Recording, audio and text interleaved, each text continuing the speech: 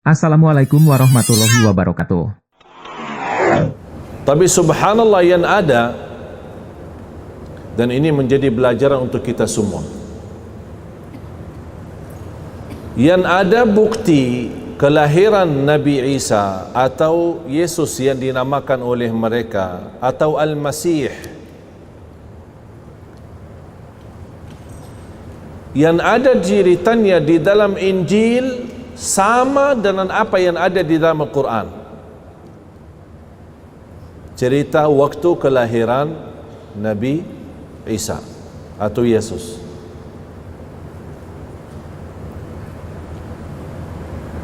Jamaah sekalian, pernah enggak baca surah Maryam? Pernah enggak baca surah Maryam?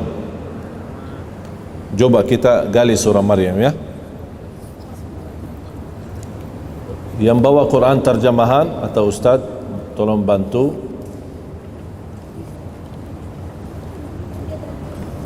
Surah Maryam habis surah Al-Kahfi.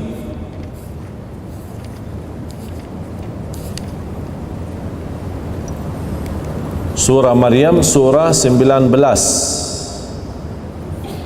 terdiri dengan 98 ayat. Termasuk juga surah Ali Imran, boleh anda simpan.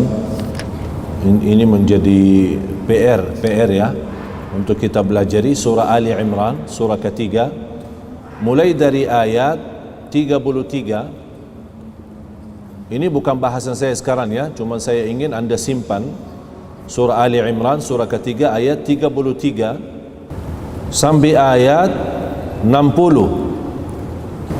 Atau mohon maaf sampai ayat, karena masih ada kaitan, sampai ayat 66. Sampai ayat 66. Dari ayat 33 sampai ayat 66. Kelemahan kita jamaah sekalian sebagai umat Islam, tidak tahu sejarah Siti Maryam kemudian Nabi Isa dalam Al-Quran. Dan salah satu ayat yang juga ada di dalam Injil, diterangkan atau dijelaskan ciptaan Nabi Isa tidak beda dengan ciptaan Nabi Adam. Dua-duanya diciptakan dengan perintah Allah, kun fayakun. Nabi Adam dari tanah, kun fayakun, jadi manusia. Nabi Isa lahir dengan ibu yang tidak punya suami, dan dua-duanya sama ciptaannya dengan perintah Allah, kun fayakun. Ini ada di dalam Al-Quran, bahkan ada di dalam Al-Injil. Di dalam Al-Quran, di antara ayat yang saya tadi sampaikan, surah Ali Imran ayat 33 sampai ayat 66, saya mohon menjadi PR kita untuk belajari supaya menguatkan akidah kita ya. Di antara, tolong Ustaz baca terjemahan ayat ini, ayat 59 dan 60. A'udzu billahi minasy syaithanir rajim. Inna mathala Isa 'indallahi kamathali Adam khalaqahu min turabin thumma qala lahu kun fayakun. Al-haqqu min rabbika fala takun minal mumtarin. Sadaqallahul azim. Allah ingatkan Nabi Muhammad jangan ragu, padahal dia Nabi. Kira-kira Allah ingatkan kita apa? Kalau Nabi Muhammad aja dikhawatirkan jangan ragu ya. Ciptaan Nabi Isa sama dengan ciptaan Nabi Adam, jangan ragu. Kira-kira bahasa untuk kita apa? Kalau untuk Allah aja kepada Nabi Muhammad dibilang jangan ragu, apalagi kita. Jadi mohon menjadi PR, wajib belajari, dalami walaupun sedikit-sedikit demi ayat satu ayat, tak apa-apa, ambil waktu asal memantapkan akidah kita. Mulai dari ayat 33 surah Ali Imran sampai ayat 66. Bapak Ibu, kenal enggak seorang ulama berasal dari India, tinggal di Afrika Selatan dan sudah meninggal dunia, sangat terkenal di mata dunia, adalah Syekh Ahmad Deedat. Syekh Ahmad Deedat. Saya mohon, kalau anda berkenan punya luang waktu, buka di YouTube dan sering mendengar dan simak dari ceramah-ceramah Syekh Ahmad Deedat. Ada yang bahasa Inggris bagus, silahkan dengar, dan ada juga beberapa ceramah beliau yang sudah ada teks terjemahan ke bahasa Indonesia. Apa kata beliau? Salah satu kesempatan emas untuk saya berdakwah, karena beliau termasuk seorang figur, seorang ulama, bukan hanya hafal Quran lagi, bahkan dia hafal Injil dan Taurat. Seperti yang masa sekarang muridnya beliau, Syekh Muhammad Zakir. Pernah dengar? Tapi Muhammad Zakir itu jauh lebih hebat daripada gurunya. Mengapa? Karena Syekh Muhammad Zakir itu hafal Taurat, Injil, buku Hindu, buku Buddha. Buku Hindu dan buku Buddha dia hafal. Sampai orang-orang pendeta di dunia, kalau dia kehilangan ayat atau kehilangan sesuatu, hubungannya kemana? Telepon kepada Syekh Muhammad Zakir. Apa kata gurunya Syekh Ahmad Deedat? Kata beliau, bagi saya yang biasa berdakwah di kalangan Nasara, bagi saya kesempatan emas mendakwahi orang Nasara melalui hari Natal. Mengapa? Karena mereka merayakan, tapi mereka sendiri tidak tahu sejarah. Padahal di dalam Injil mereka menyampaikan kelahiran Yesus atau Isa alaihissalam, yang mereka menganggap itu adalah Tuhan Allah atau anak Allah subhanahu wa ta'ala. Dia kelahiran di musim panas, bukan di musim salju. Sekarang ditetapkan sekian ratus tahun, 25 Desember adalah hari Natal. Dan kita selalu memperhatikan tanggal ini selalu datang di musim dingin, bukan musim panas. Dan ini bukan cerita saya, bukan cerita Syekh Ahmad Deedat, tapi memang ada di dalam buku Al-Injil. Ternyata yang ada di dalam Injil, cerita kelahiran Yesus sama dengan yang ada di surah Maryam.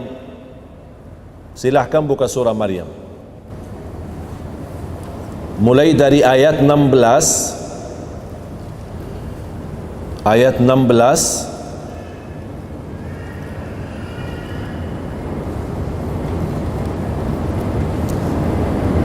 sampai ayat 38. Ini mohon maaf, ini belajaran penting ya, karena saya tadi tanya panitia ada tema, dia bilang bebas. Saya jujur saja tidak tahu mau bahas apa. Pas saya duduk terfikir ini, baru saya duduk saya terfikir ini, ayat ini. Jadi saya ingin menyampaikan supaya untuk meyakinkan, kalau Allah saja berkata kepada Nabi Muhammad jangan ragu. Sekarang saya ingin diri saya dan anda sekalian meyakinkan akidah kita, akidah yang benar. Supaya apa? Supaya kalimat syahadat kita jangan jadi sia-sia. Jangan nanti di ujung hayat kita ingin mati husnul khatimah, malah tidak bisa ucapkan kalimat syahadat. Berat. Hati-hati. Akidah itu sumber modal. Kalau akidah tidak ada, kehabisan akidah, kehilangan akidah, na'udzubillah, rugi dunia akhirat. Rugi kesehatan tidak apa-apa, rugi harta tidak apa-apa, tapi rugi iman bahaya. Mulai dari ayat 16 sampai ayat 38. Saya tidak akan bahas semuanya, tapi saya ingin anda juga kembali belajar. Saya akan bahas sesuai waktu yang kami sempatkan, dan insyaAllah sisanya anda bisa belajar. Sangat mudah sebenarnya untuk mengenal akidah yang benar, tidak susah. Karena kita setiap hari meminta petunjuk dari Allah lewat salat fardu, bahkan lewat sunnah qabliyah ba'diyah, ihdinas siratal mustaqim. Kita setiap hari minta petunjuk kepada jalan yang lurus. Dan ini petunjuk salah satunya pemudahan dan jalan yang lurus dalam hal akidah, supaya kita tidak tertipu dalam akidah kita. Akidah tidak ada tawar-menawar walaupun sama orang tua. Islam membolehkan berbakti baik sama orang tua yang non-muslim.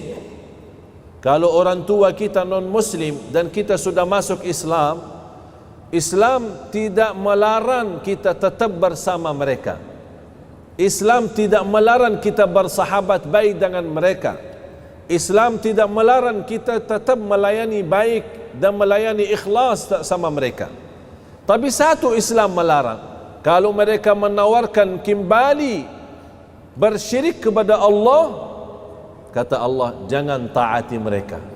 Tapi selebihnya, jadilah teman yang baik untuk mereka. Begitu adilnya Islam. Karena tetap walaupun orang tua, walaupun mereka non-muslim, masih punya hak karena mereka sebagai orang tua. Dan itu tidak ada selain di dalam ajaran Islam. Coba kita sama-sama belajar. Sudah buka ayat Al-Quran? A'udzu billahi minasyaitonir rajim. Bismillahirrahmanirrahim.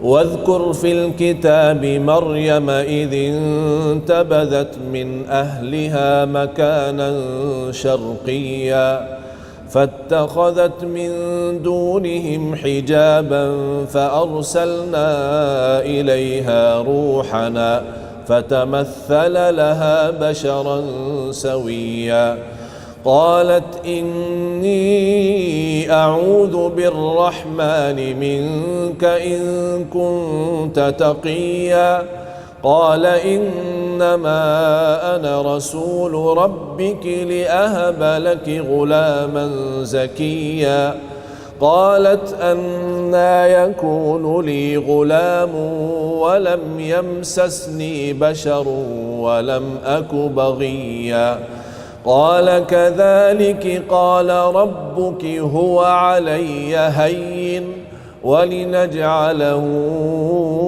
آية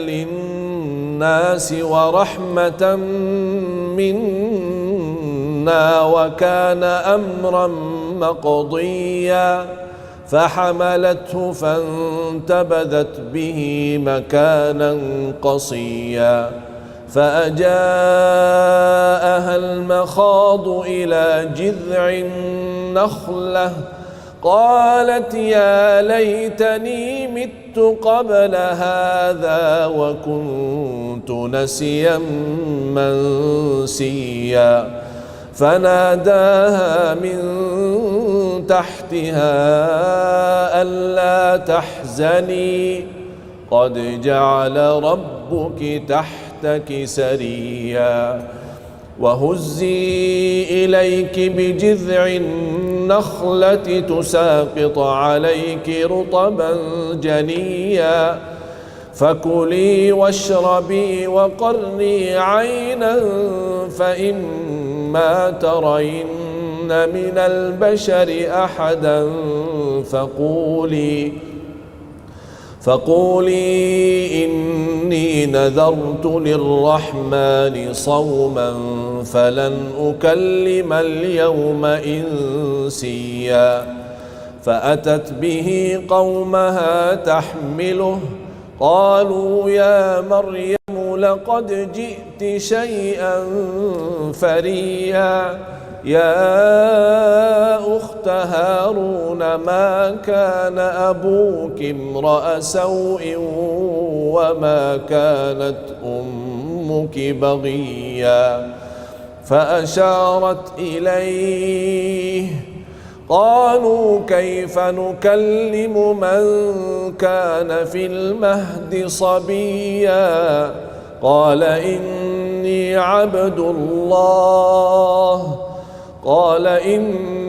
عبد الله آتاني الكتاب وجعلني نبيا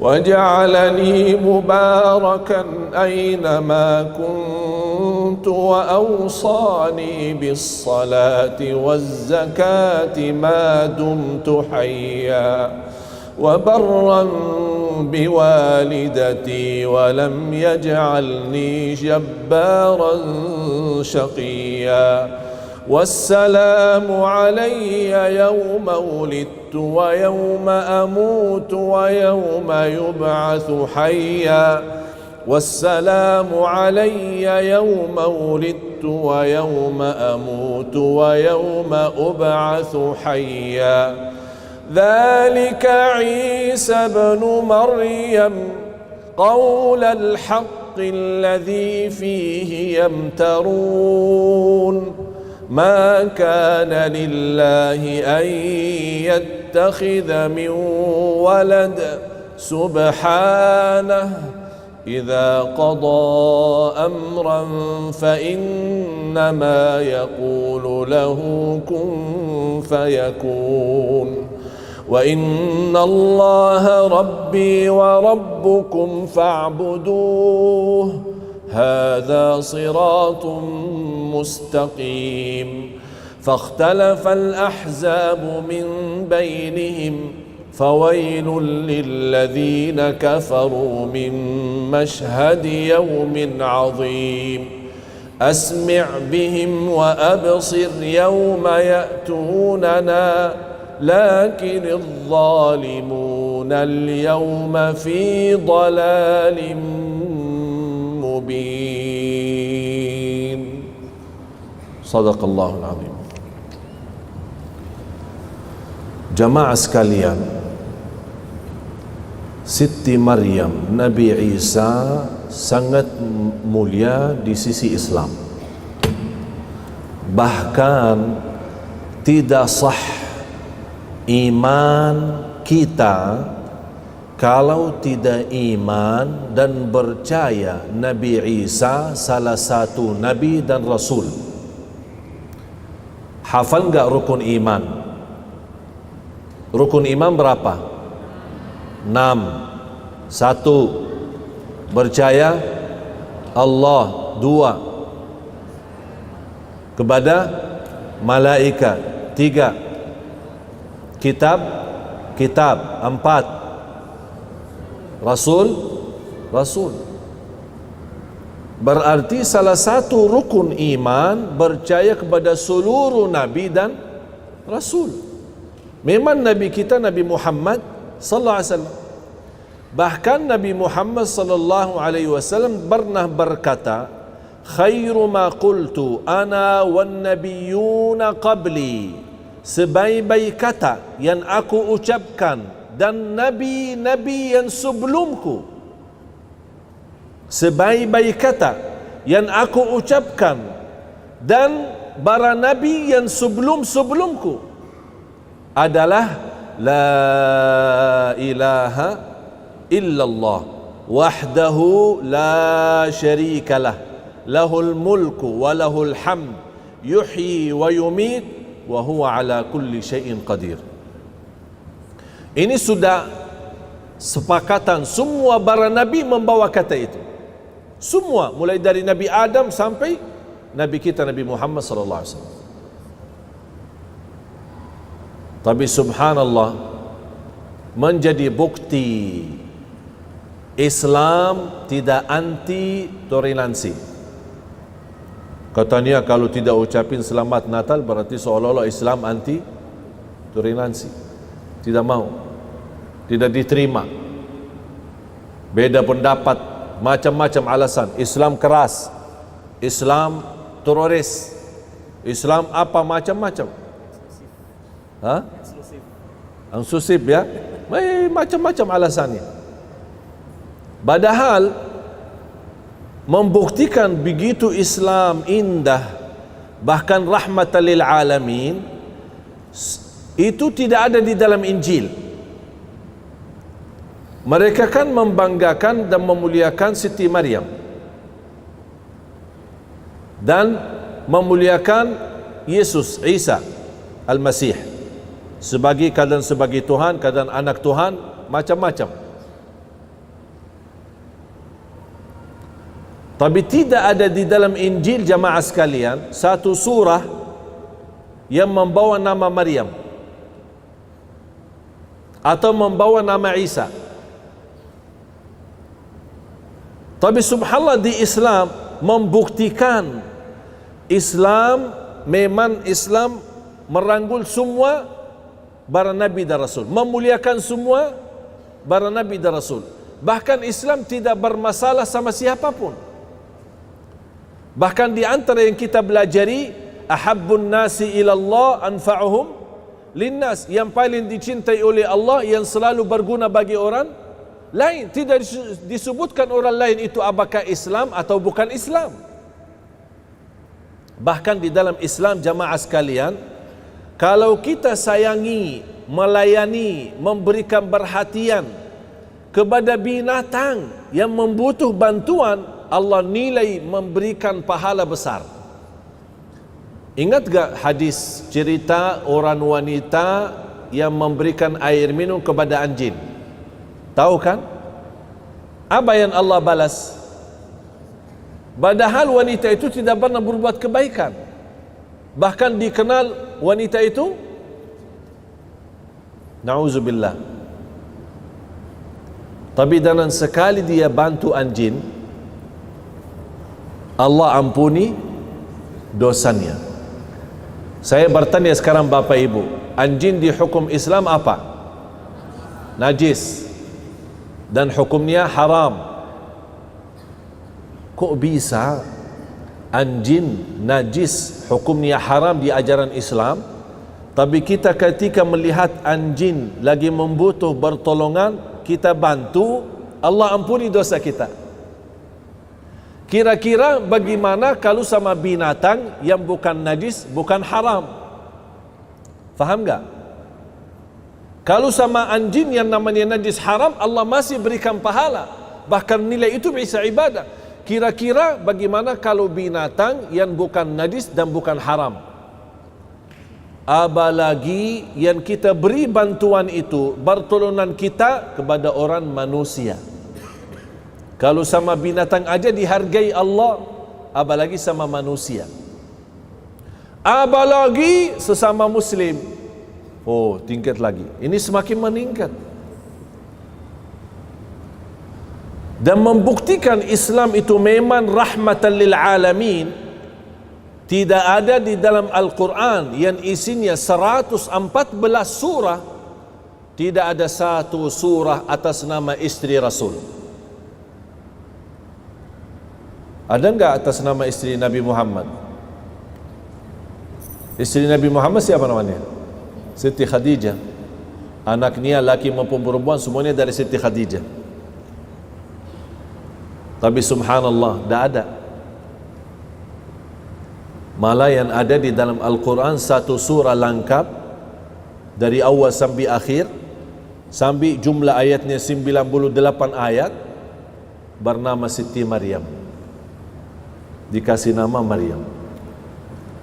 Dan cerita semua disambungkan. Bapak Ibu, cerita yang ada di surah Ali Imran, sudah tulis enggak tadi? Surah Ali Imran, sambungkan cerita surah Ali Imran sama cerita yang ada di surah Maryam. Karena asal cerita Siti Maryam dulu, sebelum cerita Nabi Isa. Siti Maryam dulu. Bahkan di surah Ali Imran cerita orang tuanya Siti Maryam. Inna Allah astafa Adam wa Nuhan wa ala Imran wa ala Ibrahim ala alamin.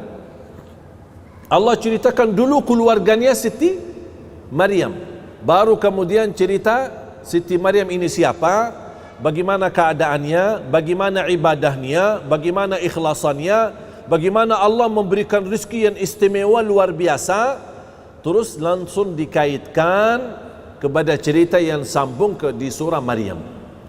InsyaAllah Bapak Ibu, kalau anda yakini dan dalami hayati cerita surah Ali Imran sama cerita yang ada di surah Maryam, insyaAllah sempurna akidah kita, kuat, tidak akan diragukan. Coba saya minta satu,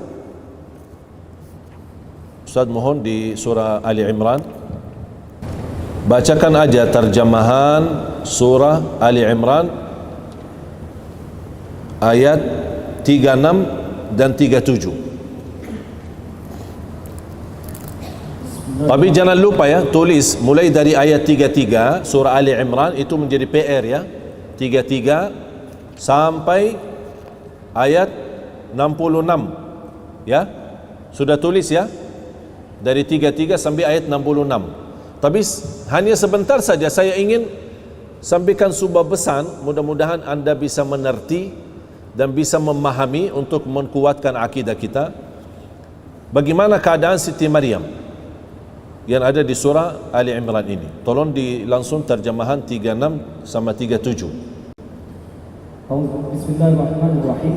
Maka ketika ibunya Maryam melahirkan beliau, dia berkata, "Ya Tuhanku, aku telah melahirkan seorang putri, anak perempuan. Padahal Allah lebih tahu apa yang dia lahirkan. Dan laki-laki tidak sama dengan perempuan. Dan aku memberinya nama Maryam. Dan aku mohon perlindunganmu untuknya dan anak cucunya dari gangguan setan yang..." Subhanallah. Sambil ibunya Siti Maryam sepertinya kekhawatiran, sambil berlindung kepada Allah dari godaan syaitan, bukan hanya untuk Siti Maryam, bahkan keturunannya, supaya jangan sampai digoda oleh syaitan. Maaf, diulang lagi, saya suka ayat ini. Saya suka ayat ini. Dan boleh menjadi doa kita jamaah sekalian, kalau ibu-ibu sedang hamil mau melahirkan, ketika mau melahirkan, boleh, ya Allah, lindungilah aku dan anakku dan keturunan anakku dari godaan syaitan. Coba ulang lagi. Maka ketika ibunya Maryam melahirkan beliau, dia berkata, "Ya Tuhanku, aku telah melahirkan anak perempuan.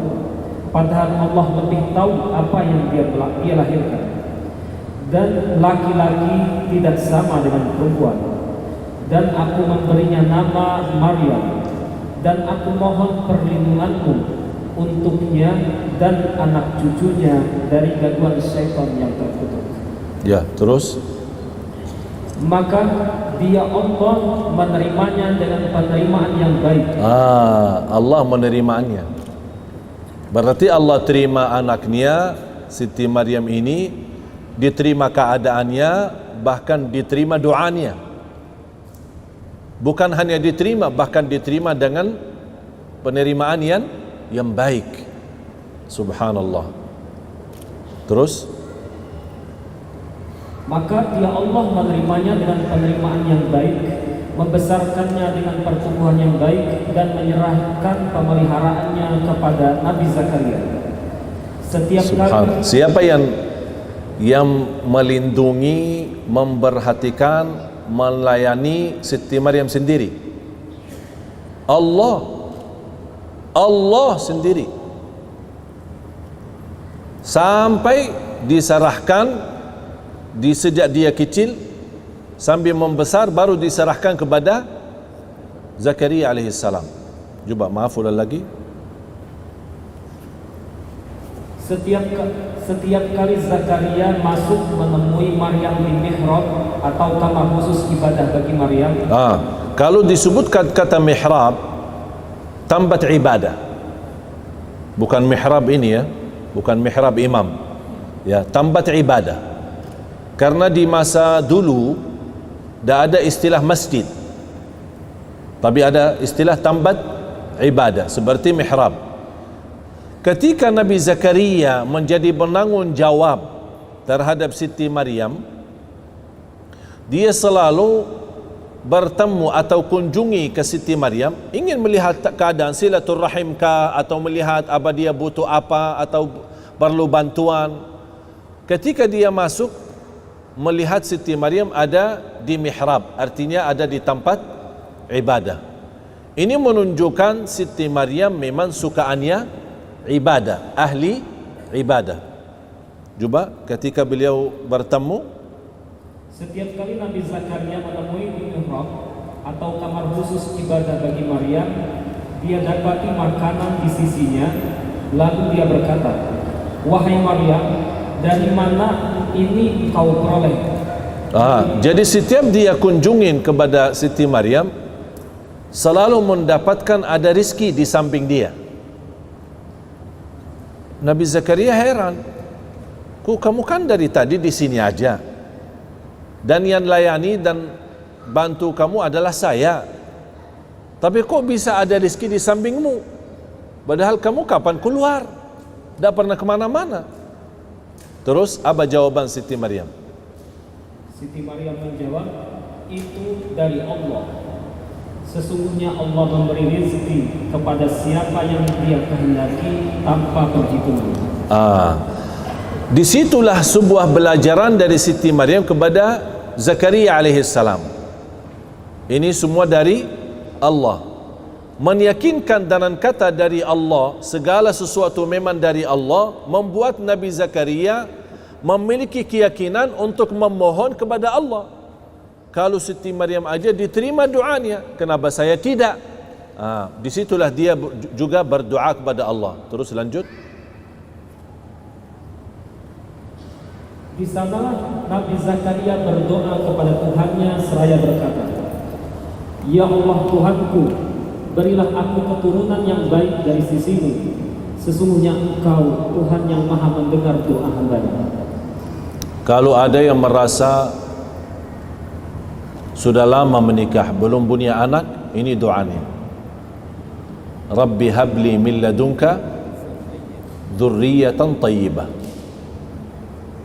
Dan ada juga doa yang sama, juga doa Nabi Zakaria di surah Al-Anbiya, Rabbi la tadharni fardan wa anta khairul warithin. Dan dua doa ini boleh. Saya masih ingat banyak jamaah yang saya berikan doa ini, alhamdulillah mereka yang hampir ada di antara jamaah 18 tahun tidak hamil, habis menamalkan, alhamdulillah tidak sampai 3 bulan sudah hamil. Doa ini dahsyat. Rabbi habli min ladunka dzurriyyatan thayyibah innaka sami'ud du'a. Terus nanti sisanya menjadi pelajaran ya. Tolong saya mohon jangan lupa, jangan tinggalkan dari ayat 33 sampai ayat 66 di surah Ali Imran. Sekarang kita kembali surah Maryam. Saya ingin cuman kaitkan ketika Siti Maryam sibuk beribadah, Allah jaminkan rezeki. Sampai rezekinya datang ke tempat ibadahnya dia. Tapi coba ketika ada sebuah peristiwa sama Siti Maryam, coba baca ayat artinya 16. Ayat 16 surah Maryam. Dan ceritakanlah wahai Muhammad kisah Maryam di dalam Al-Quran. Subhanallah, ceritakan wahai Nabi Muhammad. Ini menunjukkan perintah Allah kepada Nabi Muhammad untuk menceritakan. Sekarang saya bertanya, mohon maaf jamaah sekalian, iman Nabi Muhammad tahu ceritanya? Nabi Muhammad tahu ceritanya? Apakah Nabi Muhammad di masa itu ada? Artinya ada sama Siti Maryam, ada sama ibunya Siti Maryam, atau ada sedang Siti Maryam melahirkan Nabi Isa, Nabi Muhammad ada. Tapi Allah perintahkan, wahai Nabi Muhammad, ceritakan Apa yang diceritakan Nabi Muhammad aja dah tahu. Berarti cerita ini langsung wahyu dari Allah. Allah yang menceritakan, walaupun perintahnya atas Nabi, kepada Nabi Muhammad sallallahu alaihi wasallam. Berarti cerita ini tidak bisa diragukan, karena ini langsung kalamullah, bukan kalam Nabi Muhammad. Itu bukan kalam, bukan kata-kata Nabi Muhammad, tapi itu semua kalamullah subhanahu wa ta'ala. Coba terus. Yaitu ketika dia mengasingkan diri dari keluarganya ke suatu tempat di sebelah timur, yaitu Baitul Maqdis. Tolong jamaah sekalian, mohon maaf ya, ini butuh perhatian. Semua kata yang sekarang masuk ini menjadi ilmu. Allah sebutkan di sini dia mengasingkan, ingin bersendirian, pisah dari kaumnya, pisah dari lingkungannya, sampai dia menempatkan diri di arah atau sebelah timur, di tempat timur. Yang diterjemahkan timur itu adalah Baitul Maqdis. Kalau sekarang Palestina. Memang Palestina adalah negara para nabi dan rasul. Banyak makam nabi dan rasul. Tidak ada nabi dan rasul pasti sudah salat di Masjid Al-Aqsa, dan tidak ada nabi dan rasul pasti sudah haji. Itu yang bersabdakan Rasulullah SAW, ma min nabiyyin illa wa hajjal bait. Tidak ada nabi kecuali sudah haji. Itu berarti membuktikan semua para nabi, yang jumlah para nabi lebih dari 210.000 para nabi. Kalau para rasul 300 sekian rasul. Berarti ada nabi, ada rasul. Total jumlahnya 212 atau 200.000 dan 300 nabi dan rasul. Ini jumlah mereka, dan semua sudah di Masjidil Haram di Makkah dan juga di Masjidil Aqsa. Dan Allah juga dengan kun fayakun kumpulkan mereka semua ketika masa Isra dan Mi'raj. Ketika Nabi Muhammad naik Buraq, sebuah binatang dari Makkah menuju Masjidil Aqsa, baru naik ke langit menuju ke Masjidil Aqsa di waktu yang sangat cepat, dan di situ beliau menimami semua para nabi dan rasul sallallahu alaihi wasallam. Coba terus.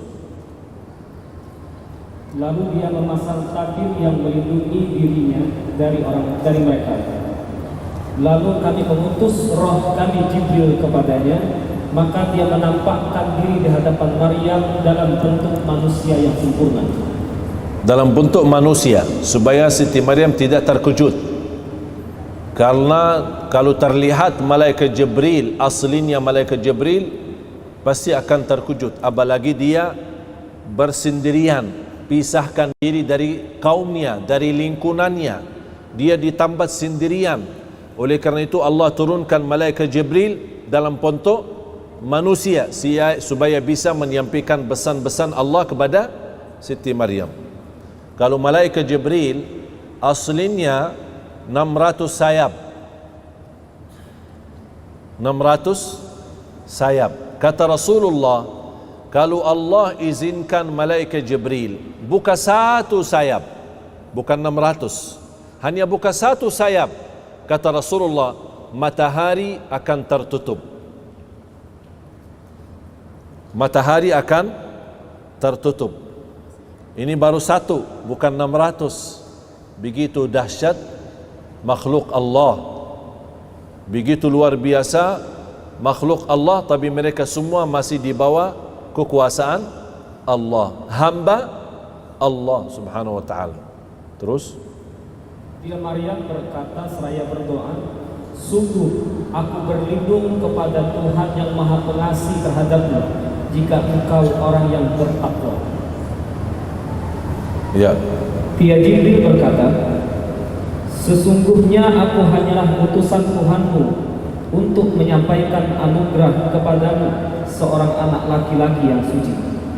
laki-laki yang suci. Ini masih dialog ya, antara Jibril sama malaikat Jibril sama Siti Maryam. Tapi coba bayangkan bagaimana perasaan Siti Maryam di saat itu. Karena ini wahyu. Ini wahyu. Memberikan berita gembira, anugerah dari Allah mendapatkan anak yang suci.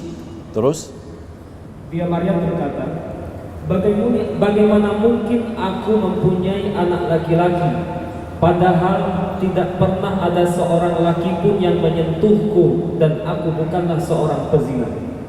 Subhanallah, berat. Wajar Siti Maryam walaupun nabi, sebagai nabi dan anaknya nabi, semua dari keluarga nabi, tetap masih manusia, punya perasaan. Saya tidak pernah disentuh oleh laki-laki, artinya tidak pernah nikah, dan di luar nikah pun tidak pernah, artinya berbuat zina. Bagaimana kok bisa terbayang saya boleh dapat anak? Ini ujian. Oleh karena itu, seberat-berat ujian yang dihadapi oleh manusia adalah para nabi dan rasul. Kira-kira mohon maaf, kalau ada yang nawarkan ibu-ibu seperti ini, perasaannya gimana? Ada yang datang, ibu, saya kasih obat, ibu langsung bisa hamil. Tapi ibu aja belum nikah. Diterima enggak? Belum nikah. Pasti risikonya muncul fikiran kita akan difitnah. Saya aja belum nikah, dah pernah sama laki-laki di luar nikah. Alhamdulillah saya menjaga kehormatan diri saya, kok malah tiba-tiba bisa hamil? Nanti kata orang apa? Betul enggak? Bagaimana kira-kira keadaan Siti Maryam sendiri? Langsung begitu muncul perasaan manusia, dan itu perasaan manusiawi dan perasaan yang wajar. Bagaimana saya boleh dapat laki-laki, tapi saya tidak pernah disentuh oleh orang laki-laki? Kalau nikah dan di luar nikah pun saya tidak pernah berbuat zina.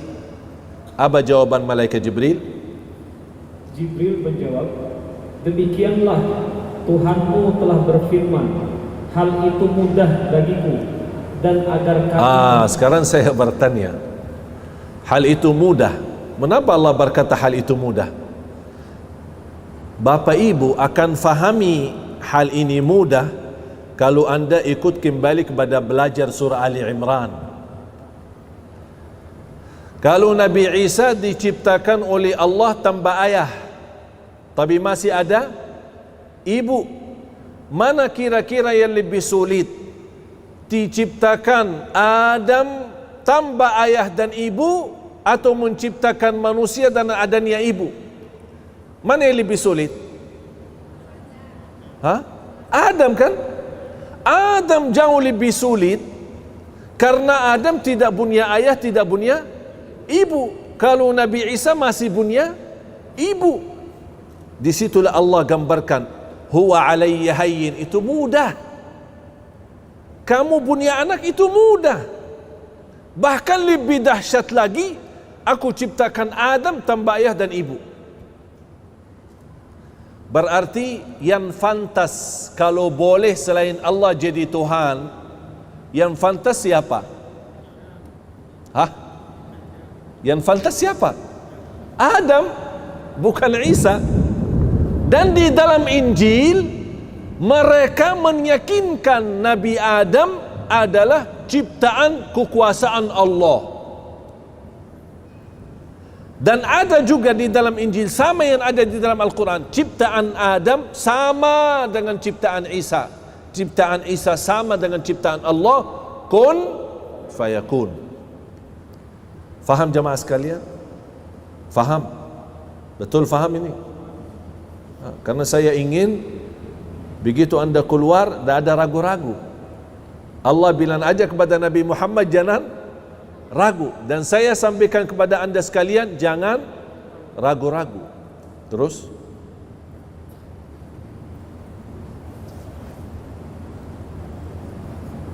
hal itu mudah bagiku, Firman Allah mengatakan, dan agar kami menjadikannya suatu tanda kebesaran Allah bagi manusia. Allahu Akbar. Kita hanya mampu bilang subhanallah. Itu hanya kemampuan Allah saja. Tidak ada siapapun selain Allah yang mampu. Itu Allah jadikan tanda kebesaran Allah.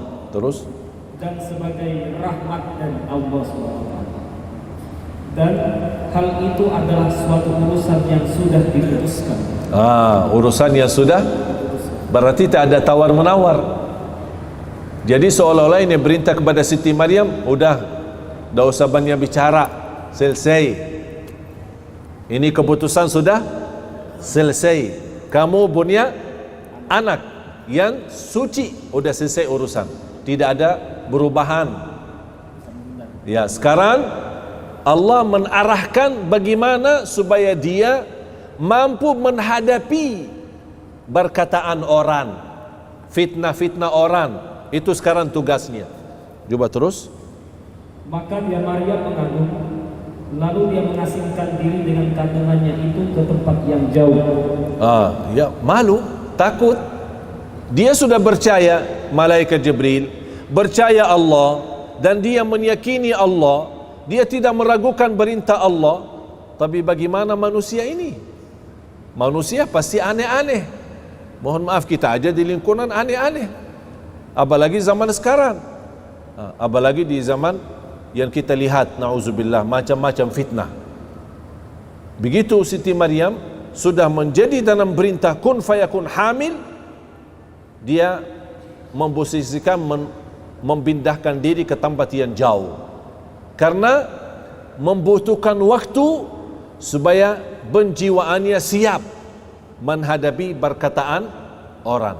Terus, kemudian rasa sakit akan melahirkan, memaksanya bersandar pada pangkal pohon kurma. Pangkal pohon kurma. Mohon maaf jamaah sekalian, apa kelebihan Allah ceritakan Siti Maryam saat mau melahirkan bersandar kepada pohon kurma?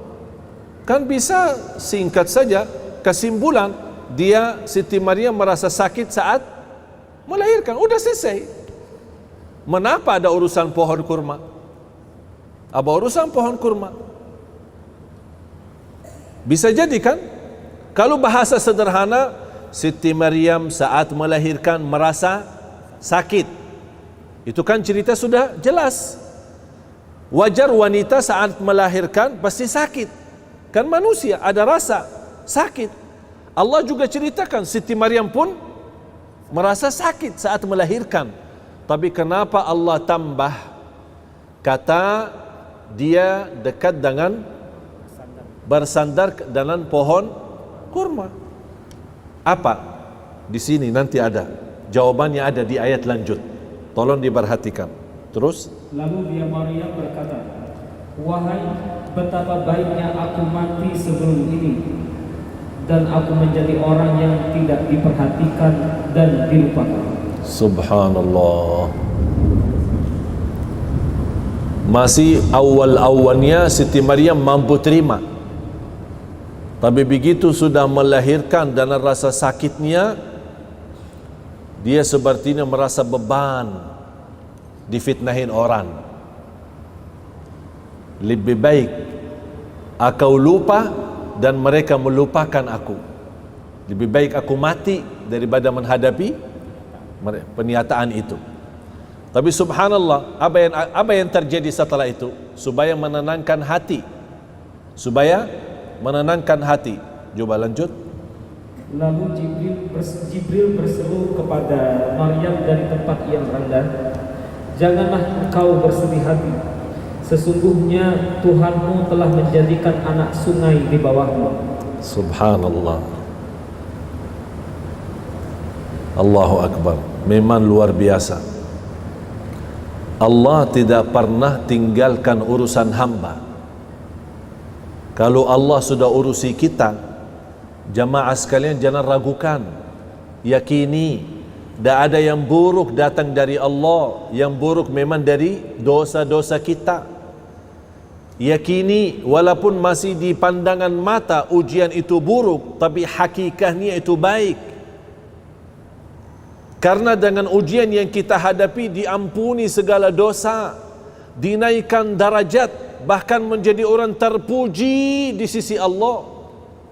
Berarti baik, walaupun pandangannya masih melihat buruk. Bagi Siti Maryam itu ujian dan bahkan dia ingin mati. Tapi Allah menenangkan hatinya dan berkata hal-hal yang baik, jangan khawatir, kami tidak akan tinggalkanmu. Terus, dan Jibril juga berkata sambil berseru kepada Maryam, goyanglah pangkal kurma itu ke arahmu, niscaya pohon itu akan menggugurkan buah kurma yang masak padamu. Sudah tahu alasannya ada cerita pohon kurma? Sekarang pertanyaan saya, pohon kurma bisa berbuah kapan?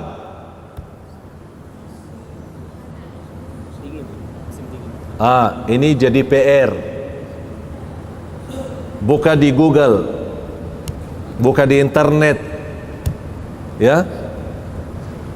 Buah kurma, pohon kurma kapan bisa berbuah? Hanya satu musim, di musim panas. Kalau tidak musim panas, oleh karena itu kota Madinah dan Makkah dikenal daerah panas.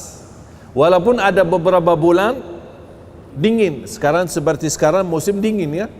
Pengaruhnya dari udara-udara yang cukup jauh, dari utara, dari Turki, dari Jordan, dari mana-mana itu datang udara. Tapi kalau daerah asli Timur Tengah termasuk daerah Palestina memang dikenal musim panas. Bahkan kurma, pohon kurma itu tidak bisa berbuah selain di musim panas. Bahkan supaya kita yakini, ada orang berkata, saya ada pohon kurma yang bisa berbuah tapi di musim dingin, bukan di musim panas. Fahami dulu bahasa Al-Quran, jangan macam-macam dulu. Apa dalam Al-Quran? Dia berkata apa? Tolong dibaca lagi. Dan goyanglah pangkal pohon kurma itu ke arahmu, niscaya pohon itu akan menggugurkan buah kurma yang masak padamu. Pohon kurma yang masak padamu. Ini kemampuan bahasa Indonesia. Sayang sekali bahasa Indonesia tidak mampu menjelaskan arti itu. Kalau bahasa Indonesia kurma, kurma. Tapi kalau dalam bahasa Arab beda-beda. Ada rutab, ada balah, ada bizir, ada kurma, tamar. Berarti ada 4. Ada rutab, ada balah, ada bizir, ada tamar. Allah di sini sebutkan kata rutab, bukan tamar. Mengapa? Karena rutab itu selalu datang di awal musim panas. Yang namanya rutab adalah kurma setengah matang. Kalau orang Indonesia sukaannya kurma setengah matang, katanya biar cepat hamil. Itu cerita-cerita yang jual di sana.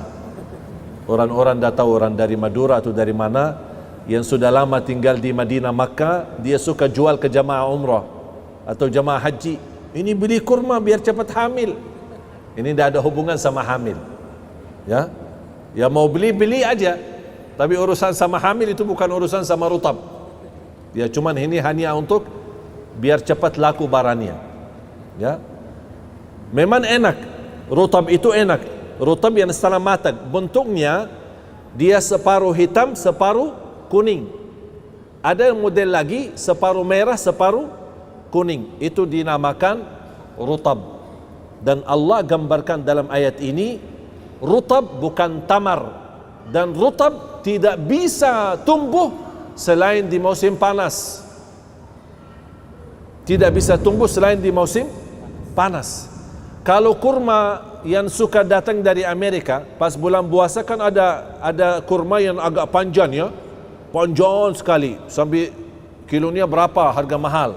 Itu katanya kurma dari Amerika. Itu bagi suntikan pohon kurma, tapi bagi suntik supaya bisa tumbuh dan bisa berbuah. Pohon kurma yang ada di Amerika tidak bisa rutab.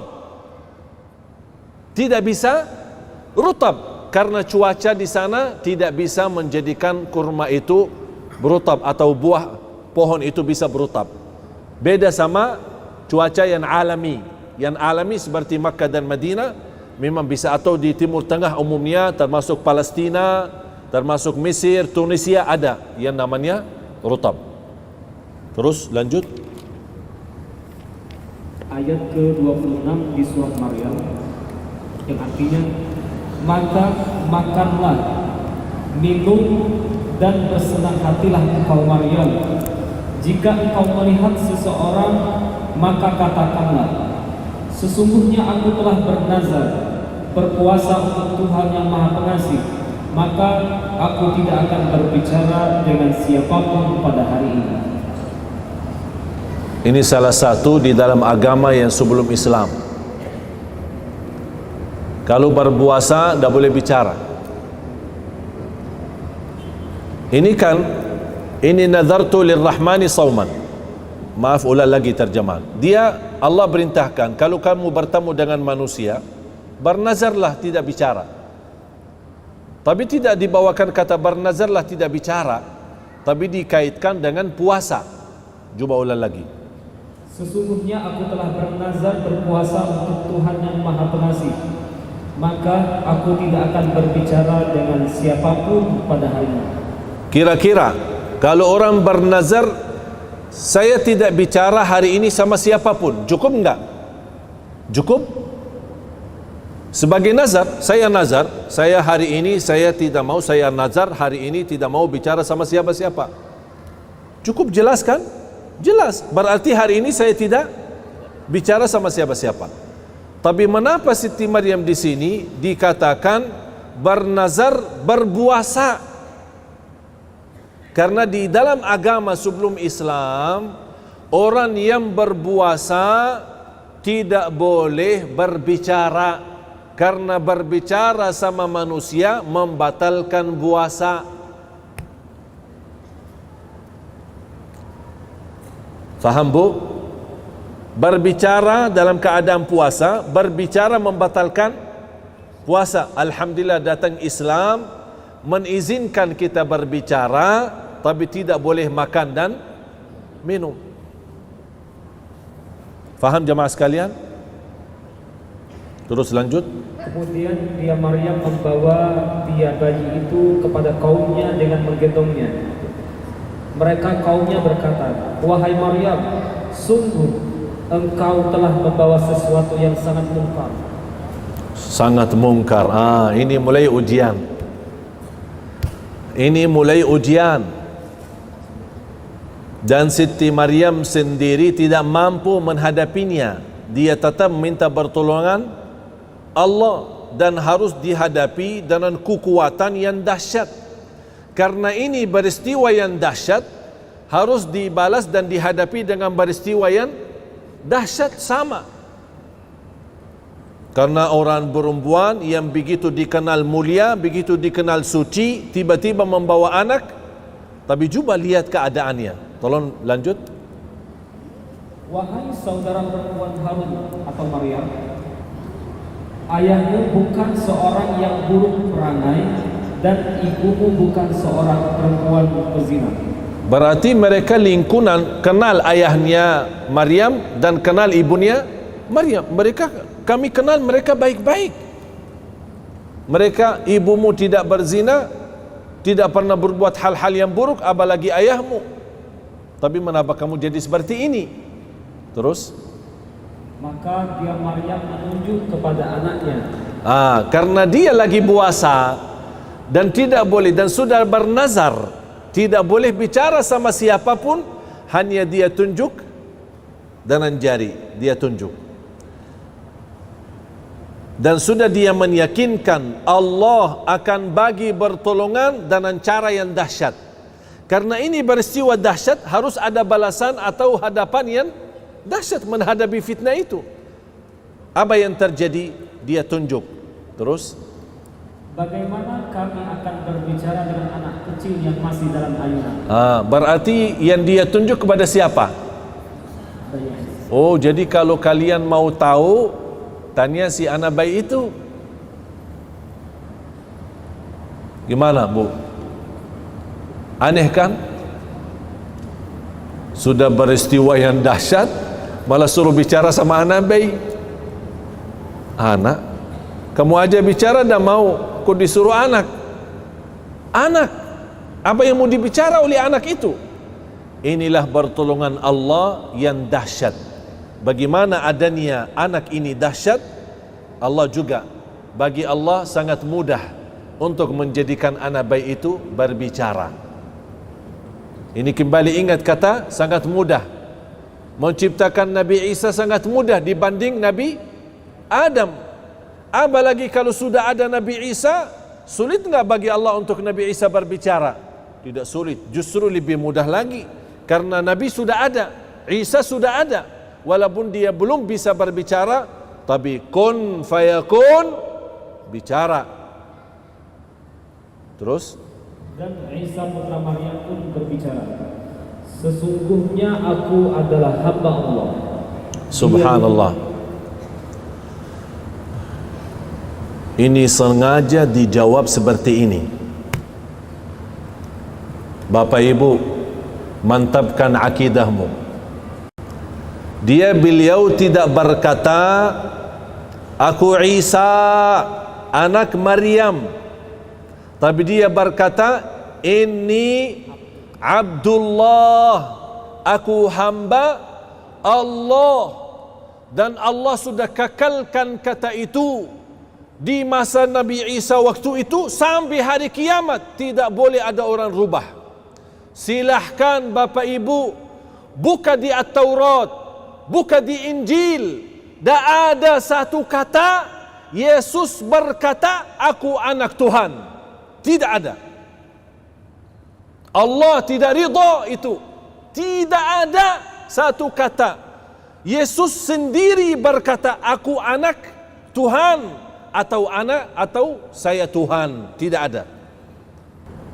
Tapi yang lain bicara, pendeta bicara anak Tuhan atau Tuhan, atau yang menulis Injil itu dia berkata Tuhan, atau anak, atau murid-muridnya berkata anak Tuhan. Tapi Isa sendiri tidak bisa dibuktikan. Dia berkata saya Tuhan atau anak Tuhan. Dan itulah yang disampaikan oleh Syekh Ahmad Didat kepada semua kelompok Nasara. Kalau memang kalian berani, bawakan satu kata di dalam Injilmu, tidak usah dalam Al-Quran, dalam kitabmu kalian, bawakan satu ayat atau satu kata Yesus berkata aku Tuhan, atau aku anak Tuhan. Tak ada. Mengapa? Karena Allah kekalkan kata itu. Bahkan beliau tidak menjawab ketika Siti Maryam menunjukkan. Dia tidak berkata aku Isa, tapi dia berkata aku hamba Allah, inni abdullah. Lanjut. Dia Isa berkata, sesungguhnya aku adalah hamba Allah. Dia memberiku kitab Injil dan menjadikan aku seorang nabi. Subhanallah, ini masih anak kecil, masih anak bayi sudah terima wahyu. Dahsyat, dahsyat. Jangan heran kalau apa yang dapat oleh Nabi Isa dahsyat. Terima wahyu dia masih anak bayi, terima kitab Injil, menjadi nabi dia masih anak bayi, itu biasa. Mengapa? Karena terwujud ciptaan Nabi Isa dari awal memang dahsyat. Apalagi habis itu Kalau awalnya memang dahsyat kun fayakun, apalagi selanjutnya pasti akan jauh lebih mudah bagi Allah Subhanahu wa taala. Terus, dan Allah menjadikan aku seorang yang diberkahi di mana saja aku berada. Dia memerintahkan kepadaku melaksanakan sholat dan menunaikan zakat selama aku masih hidup. Dan dia memerintahkanku agar berbakti kepada ibuku, dan dia tidak menjadikan aku orang yang sombong lagi celaka. Dan kesejahteraan semoga dilimpahkan kepadaku pada hari kelahiranku, pada hari wafatku, dan pada hari aku dibangkitkan hidup kembali kelak. Itulah Isa putra Maryam. Ini kata siapa? Itu Isa putri Maryam. Di sini kata siapa? Kata Allah.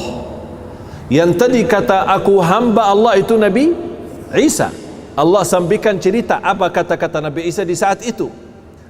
Tapi yang boleh sebutkan dirinya membawa nama aslinya bukan Nabi Isa sendiri.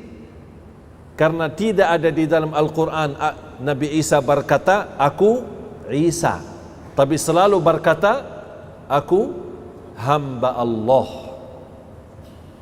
Bagaimana hamba Allah menjadi Tuhan?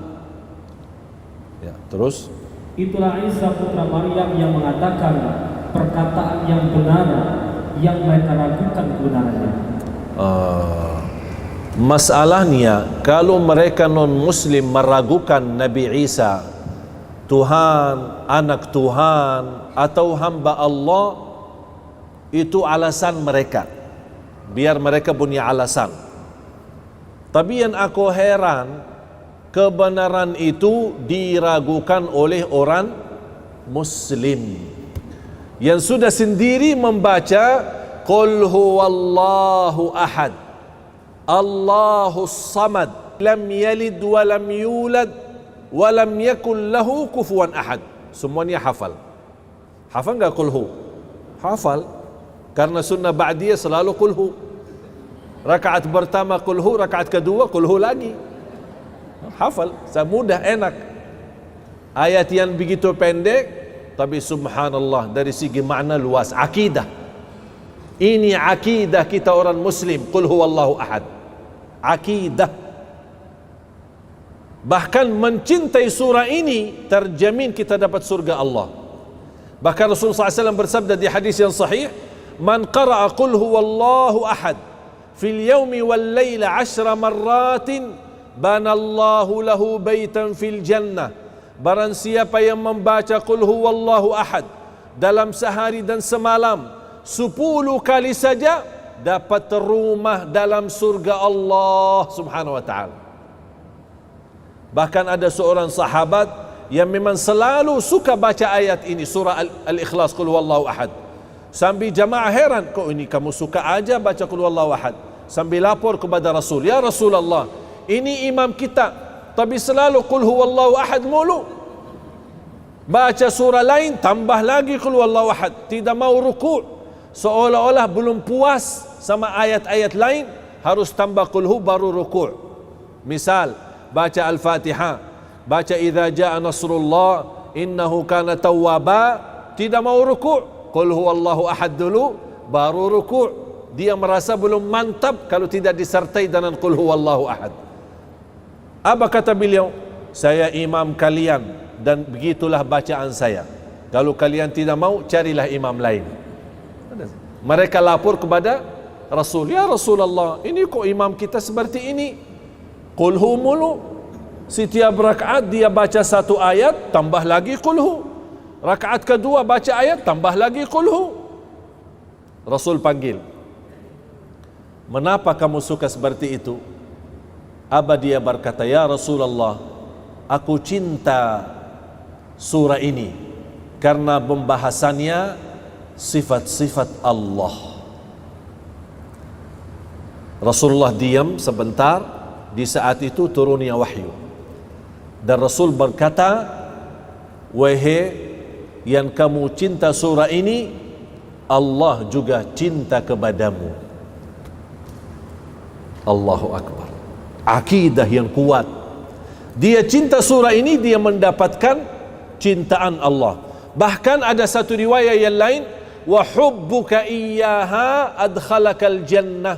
Cintamu terhadap surah ini sebab kamu terjamin masuk surga. Allahu Akbar. Jangan ragu-ragu.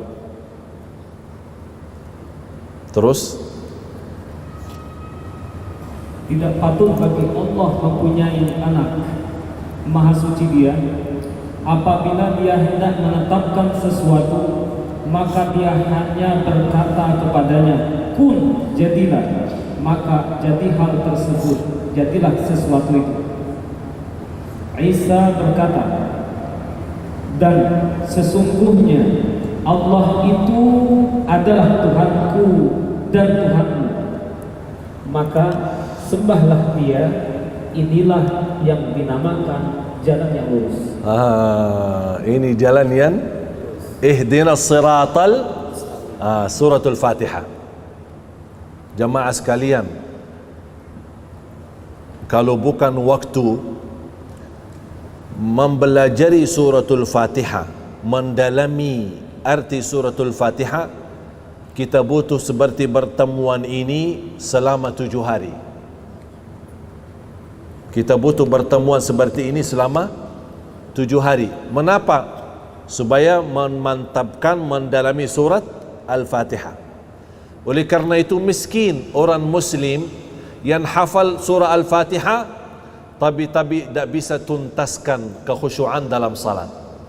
Miskin orang Muslim yang hafal suratul Fatihah tapi dia tidak bisa menangis saat membaca Al-Fatihah. Miskin seorang Muslim ketika dia sakit, dia tidak bisa tuntaskan kesembuhannya melalui suratul Fatihah.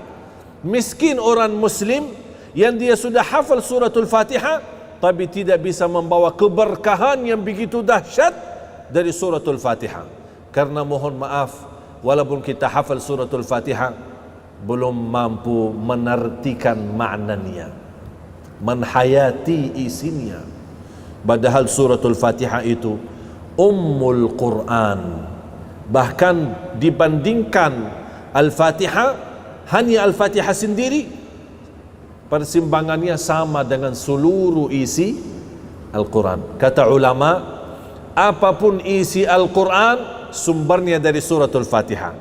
Yang bisa fahami suratul Fatihah bakal mampu memahami isi kandungan Al-Quran 30 juz. Yang tidak mampu memahami Al-Fatihah susah untuk memahami isi kandungan Al-Quran. Terus, maka berselisihlah golongan-golongan yang ada di antara mereka. Siapa mereka? Yahudi dan Allah gambarkan. Ini sekarang terjadi kan? Berpecah. Kalau mereka berpecah, Allah sudah gambarkan. Mohon maaf, ulang lagi. Maka berselisihlah golongan-golongan yang ada di kalangan mereka, Yahudi dan Nasrani. Terus orang Islam Ikut-ikutan. disebutkan enggak Islam? Disebutkan enggak Islam? Berarti Islam tidak ikut campur kan? Tapi kenapa sekarang umat Islam pecah belah? Ikut-ikutan Masalah Natal aja masih meragukan. Padahal Allah di sini sebutkan hanya Yahudi dan Nasrani. Biarkan saja mereka. Karena memang itu sifat mereka, tidak mau mengikuti kebenaran. Mengapa kok orang Islam yang ikut campur? Subhanallah, memang pesan-pesan Al-Quran luar biasa. Tapi mana orang Muslim yang sejati, yang memang bersedia membukakan hati sama Al-Quran ini? Tak ada satupun yang kita harapkan dari petunjuk dan hajat urusan dunia maupun akhirat, pasti sudah ada solusinya di dalam Al-Quran. Jamaah sekalian, mudah-mudahan bisa anda fahami. Ini pesan terakhir penutup ayat itu. Terus, maka celakalah orang-orang kafir yang pada waktu menyaksikan hari yang agung. celakalah bagi mereka nanti kalau sudah kebenaran menjadi nyata dan mereka nyesal kenapa tidak beriman. Ini bahasanya kepada siapa? Yahudi dan Nasrani. Tidak disebutkan kata orang Islam. Berarti orang Islam jangan ragu-ragu. Jangan ragu-ragu. Jangan fahami kesimpulannya. Jangan salah faham apapun yang saya sampaikan malam ini berarti kita orang yang keras sama Nasara atau keras sama non-Muslim. Tidak. Kita tetap memegang prinsip kita, prinsip Nabi Muhammad, bahkan sifat Nabi Muhammad. Wa ma arsalnaka illa rahmatan. Kita rahmat seluruh alam. Manusia, beda agama, pohon-pohon, binatang-binatang, seluruh alam, seluruh ciptaan Allah harus merasakan kasih sayangnya kita. Kita tidak boleh dalam kekerasan. Ketika kita orang menzalimi kita atau menghina kita, kita bukan takut untuk membela diri, tapi kita memiliki ajaran tidak boleh balas dendam. Kita punya ajaran tidak boleh balas dengan keras. Kita punya ajaran tidak boleh lawan dengan kata-kata hina, tapi kita membalas dengan pemaaf, kasih sayang, rahmatan lil alamin. Ingat, balasan saya bukan karena saya takut, tapi karena saya ikuti ajaran agama saya, menjadi orang yang sejati, orang muslim yang membawa damai untuk seluruh manusia. Itu yang harus kita tetapkan. Faham jemaah sekalian? Tidak ada larangan berbisnis sama beda agama. Tidak ada larangan kita bergaulan dengan orang non-muslim. Tidak ada larangan kalau kita bersenang-senang jalan-jalan sama mereka. Tidak ada larangan kalau kita ikut bersama-sama atau undang mereka ke rumah. Kita bersilaturrahim. Ketika mereka lagi dalam keadaan susah, kita bantu mereka sesuai kemampuan. Itu semua tidak ada larangan. Satu yang dilarang. 1000 bebas. 1001, 1000 bebas. 1 tidak bebas. Akidah. Kalau akidah, jangan macam-macam. Silaturrahim merusak akidah? Tidak. Silahkan silaturrahim. Hindu, Buddha, Nasara, Yahudi, musuh tidak dilarang, silakan. Kita bawa contoh yang baik. Tapi bagaimana kalau mereka mengucapkan selamat pas hari raya? Hari raya Idul Fitri, hari raya Idul Adha, kita jawab apa? Terima kasih, sudah selesai. Tapi jangan anda merasa dah enak. Mereka kan suka ucapin selamat hari raya. Kenapa saya dah mau ucapin selamat untuk hari raya mereka? Jamaah sekalian, ayo mari kita sama-sama membuktikan kita umat Islam, ummatan rahmatan lil alam. Ayo dekat dengan mereka, ajak mereka. Dan saya usulkan satu, kalau boleh nanti di rumah, bas di internet buka berin terjemahan surah Maryam, print terjemahan surah Maryam, dan dilapisi dengan halamannya, disusun rapi, kemudian dijadikan seperti buku kecil atau buku saku, ya, hadiah. Ketika ada di antara mereka yang anda kenal hari ulang tahun mereka, hari ulang tahun, seperti kita buat ulang tahun, ikut ulang tahun. Apa hadiah aku seorang muslim kepada mereka pas hari ulang tahun mereka? Saya hadiahkan surah Maryam dengan terjemahan. Ini mohon, saya minta mohon, ini hadiah untukmu, tolong dibacakan. Itu saja. Biar mereka sendiri yang mencari kebenaran. Dan sampaikan kalau ada pesan surat di atas terjemahan surah Maryam, ada sebuah surat yang kita tulis, kami orang Muslim cinta Siti Maryam, cinta Nabi Isa. Bahkan tidak sah iman kita kalau belum percaya Nabi Isa. Bahkan di antara bukti Islam mencintai mereka, di dalam kitab suci kami ada sebuah surah bernama surah Maryam, dan itu pula tidak ada di dalam Taurat dan tidak ada di dalam Injil. Mudah-mudahan anda berkenan membaca hadiah buku saya. Assalamualaikum. Selesai. Menjadi pendakwah, tapi dalam bahasa, mohon maaf, tidak punya ilmu, silahkan hadiahkan buku. Kita tidak tahu kapan turunnya hidayah untuk kawan kita, untuk teman kita. Punya kenalan orang barat, dan orang barat punya kelebihan suka baca. Silahkan email, kalau anda punya email mereka, hadiahkan surah Maryam dalam terjemahan. Tapi jangan anda berkata, ini dari kitab suci kami, tapi ini sebuah hadiah. Kalau dia baca, saya yakin yang suka baca dan teliti pasti bakal kirim email lagi atau mencari kita. Ini maaf, bukunya sangat bagus. Tak mungkin ada orang berkata Al-Quran tidak bagus. Tak bisa. Semua yang baca Al-Quran, Muslim maupun non-Muslim, pasti sepakat Al-Quran itu isinya baik dan sempurna.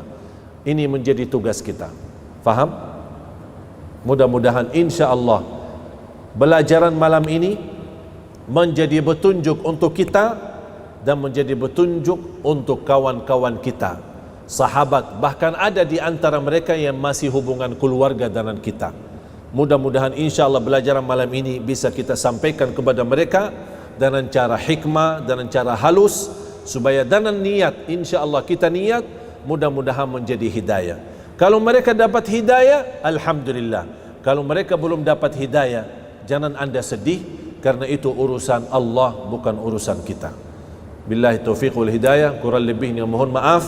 Wa sallallahu wa sallam wa baraka ala sayyidina Muhammad. Subhanakallahumma bihamdik, asyhadu an la ilaha illa anta, astaghfiruka wa atubu ilaik.